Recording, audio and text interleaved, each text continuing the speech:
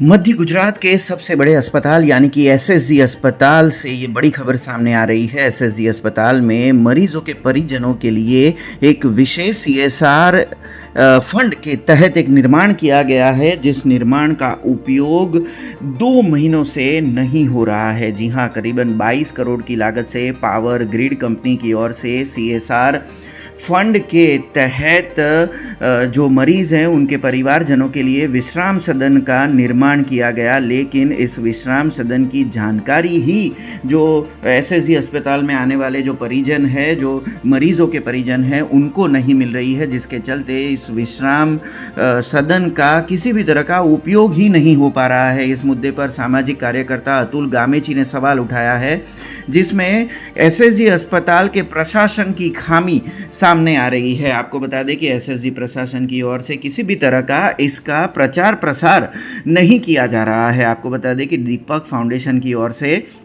इस विश्राम सदन में जो निवास व्यवस्था और जो परिवारजनों के लिए भोजन व्यवस्था है उसकी सेवाएं शुरू करवाई गई है, लेकिन किसी भी परिजन को इस विश्राम सदन की जानकारी ही नहीं है, जिसके चलते बीते 67 दिनों से ये विश्राम सदन ज्यों की त्यों हालत में पड़ा हुआ है। 22 करोड़ की लागत से जो सीएसआर फंड के तहत ये निर्माण हुआ है वो ऐसे ही पड़े हुए होने की चलते जो सामाजिक कार्यकर्ता है अतुल गामेची, उनकी ओर से सवाल उठाया गया है। आपको बता दें कि मध्य गुजरात की सबसे बड़े अस्पताल जो एसएसजी है उसमें सिर्फ गुजरात ही नहीं, राजस्थान, महाराष्ट्र और मध्य प्रदेश से भी यहाँ पर मरीज आते हैं और उनके परिवारजनों के लिए निवास और भोजन व्यवस्था मिल सके, वो भी किफ़ायती दामों में मिल सके, उस हेतु से विश्राम सदन का निर्माण किया गया है। लेकिन सीएसआर फंड के तहत बनी हुई इस इमारत का किसी भी तरह का उपयोग नहीं हो रहा है, जिसके सामने सामाजिक कार्यकर्ता अतुल गामेची ने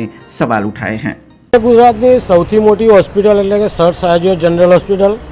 આ હોસ્પિટલમાં ગુજરાતના રાજ્યની બહારના મહારાષ્ટ્રથી સૌરાષ્ટ્રથી તમામ લોકો અહીંયા દર્દીઓ આવતા હોય છે। 2 મહિના સુધી એમને અહીંયા સુવિધાઓ લેવાની હોય છે, સ્વજનો પણ સાથે આવતા હોય છે। સર સયાજીઓ હોસ્પિટલને કંપનીઓ દ્વારા 22 કરોડ રૂપિયા આપવામાં અને એના થકી અહીંયા વિશ્રામ સદન બનાવવામાં આવ્યું। આ વિશ્રામ સદન જોવા જઈએ તો હોસ્પિટલથી 2 રોડ ઓળંગીને જવું પડે એટલે ઘણું દૂર પણ કહેવાય, જોખમી કહેવાય।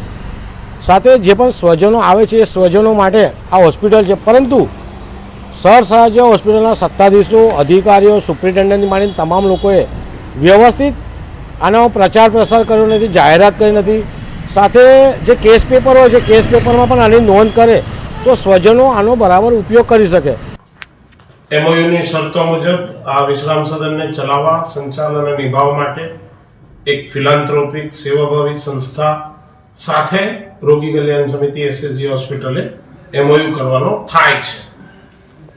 છેલ્લો એમઓયુ દીપક ફાઉન્ડેશન સાથે કરેલ અવધિ પૂર્ણ થતા દીપક ફાઉન્ડેશને હવે આગળ અમે આ વિશ્રામ સદનનું સંચાલન નિભાવી શક્ય નથી એવું કહેતા અમે છાપામાં જાહેરાત આપી છે અને સંચાલન નિભાવવા માટે સખાવતી સંસ્થાઓ તરફથી અરજીઓ મંગાવવામાં આવી છે।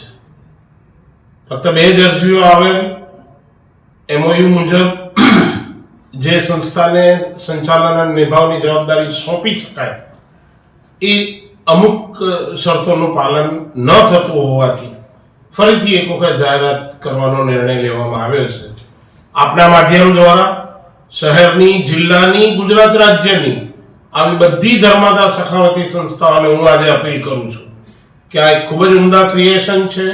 235 દર્દીઓના સગાને રહેવા તથા જમવા માટેની ઉત્તમ સગવડ છે, એક સ્ટાર હોટલ ફેસિલિટી ટાઈપની। આવો આનું સંચાલન અને નિભાવ કરો।